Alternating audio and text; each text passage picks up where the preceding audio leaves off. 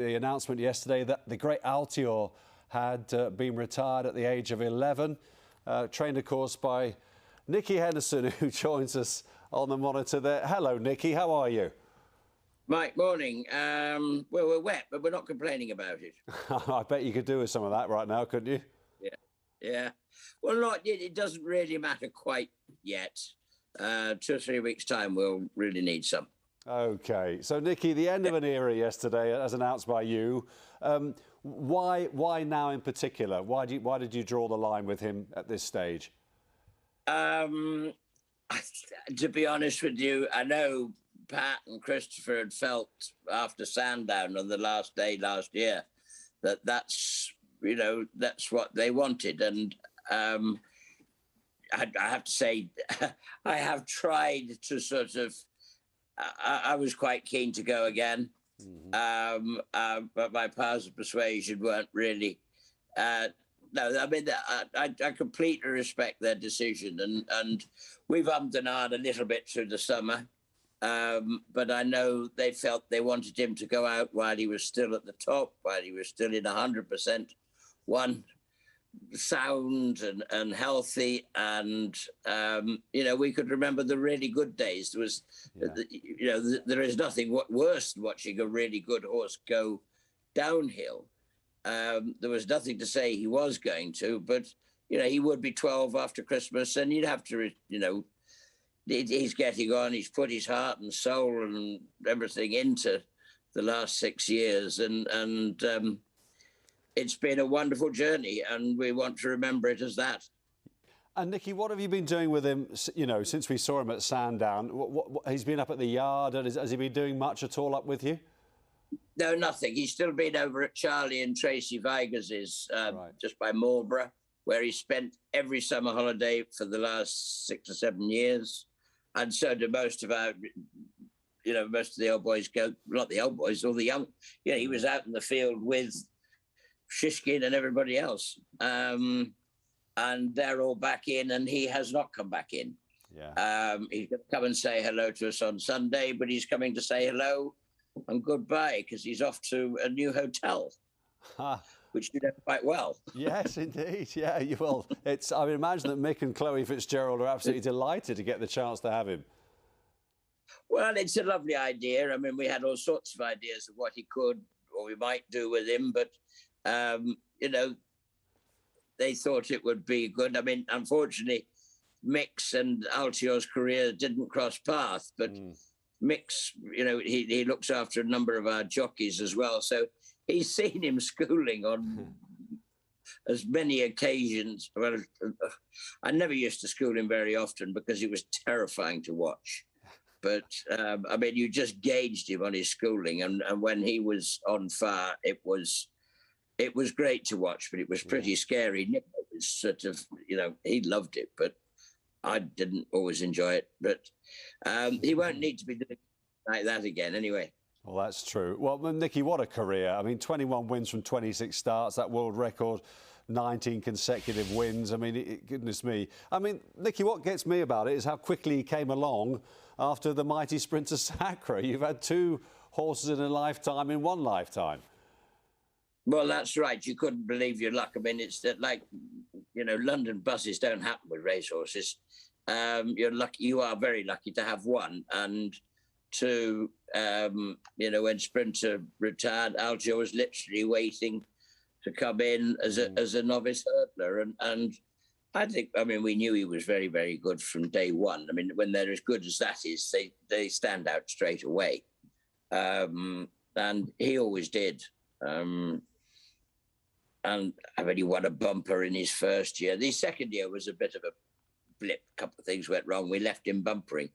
So he was a pretty mature horse when he went novice hurdling. Well, I remember when he went out first at Chepstow on novice hurdle, and he came up, didn't he, by over 30 lengths. Crazy. Never got beaten at Cheltenham, Nicky, either. That must have been pleasing for you. Well, he was amazing. In those 19 consecutive races, 10 were Group 1s and 5 were Group 2s. So, it wasn't as if he was, apart from his first run at Chepstow was a bit of a formality. And obviously it wasn't anything. The race itself wasn't any great. And then I think his first Novice Chase was just an ordinary race. Otherwise, really, he was competing at Group 1 and Group 2 level the whole way through. Yeah. So it wasn't as if he wasn't exactly wrapped up. He just used the program as it was and didn't really have a lot of alternatives. We had a couple of times we had to, little niggly things kept him out, but he was at the top of it for a very, very long time. And Nicky used to always rave about what he was doing at home. You've touched on that already, particularly with his schooling. But he showed you exceptional pace at home as well, didn't he? And that, in a similar way, I guess that was the same as Sprinter, wasn't it? He was also great at home for you. And I think, Altior was very quick. Was saying last year that I know Nico was always keen to try and go 2.5, and felt that if we'd have gone forward, we would have definitely moved up to 2.5. But in his heyday, he was 2 miles and 2 miles only because he was so quick. His jumping was so fast, and like with Sprinter, that was their great weapon. They just crossed fences from A to B at such speed and, I'll say, accuracy, because I can't even remember him making a mistake No. at home or on the racecourse. Yeah, yeah. I mean, so many great performances there, Nicky. I was just wondering whether any regrets. I know what you're going to say, that the race at Ascot when you stepped him up, you didn't seem to be happy with that race. I know he got beaten and all that, but I just got the impression it was something you didn't feel comfortable about at the time. Well, at the time, it was very difficult because there were only 2 horses in the race. Yeah. And the world had come to see these 2 horses take each other on. And I felt I should have taken him out. We shouldn't have run. Because? His first run of the season over 2.5 miles in heavy ground against a proven 2.5 mile horse that loved heavy ground and was probably fitter than we were. And for his first run, it was crazy. And I should have taken him out. And that would have left a walkover, which would not have been popular. I got plenty of flack last year for taking him out of Sandown from the Tingle Creek last year, because it was, in my opinion, heavy ground. It was, again, his first run of the season. Yeah. I wasn't going to make the same mistake twice. I know it wasn't very popular, but at least there was 6 or 7 other runners in the race. I should have taken him out of Ascot that day and left it a walkover. But that I just couldn't do it because it had been built up to such an enormous crescendo, this race, that I felt that we couldn't duck it. I wish we had, because it took him a long time to get over it, and then we couldn't get back. He got back in time for the game spirit. But actually, I don't think it did Sandham any much more good than it did us, to be fair, because he's not really, he looked if the world was in front of him at the time, but it hasn't quite happened. OK, I mean, Nicky, you've explained that, and you were stuck between a rock and a hard place, and it can't have been easy at all, and everybody acknowledges that. But the best performance for you that you saw from him? Well, funny enough, that I was never more confident than I was going into the Supreme Novice Hurdle. And we had heard all winter about how good Min was.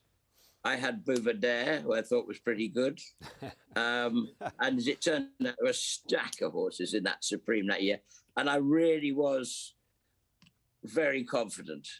And, that's the first day you saw him as a really great horse. And then the rest of it, sort of as he made up, he was odds-on for the Arkle, I think, that year. So from there on, it was all about, well, he was only doing what he was expected to do. Yeah. And, the pressure was really on in that, you had to win. It wasn't a question of will he win. It was, just come and watch. And didn't he win? And he was fantastic. And I'm going to say, I don't think he ever put a foot wrong. Yeah. And, there were wonderful days that we will, we're very, very lucky, as you rightly say, 2 horses to come along like that. But his jumping was probably his greatest weapon. Barney Clifford measured the last fence when he won at Kempton one day, his novice chase. He went to the last, and Barney measured from a film. Yes.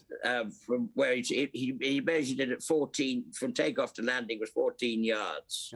And if you have to step out 14 yards, it is a very, very long way. And that was just the way he did it. Yeah, it's staggering. And he loved to do it that way. There's some wonderful pictures of him jumping. They're crazy. But that was him. He had so much scope and ability. Nicky, great to see you, as always. And look, many congratulations. Another fantastic... Who knows, you might have another one with Shishkin, but that's another chapter to talk about another time. Well, it is. We'll hope. But we've enjoyed... It's been a great journey. And thanks to everybody. I mean, the public and the recognition he got and the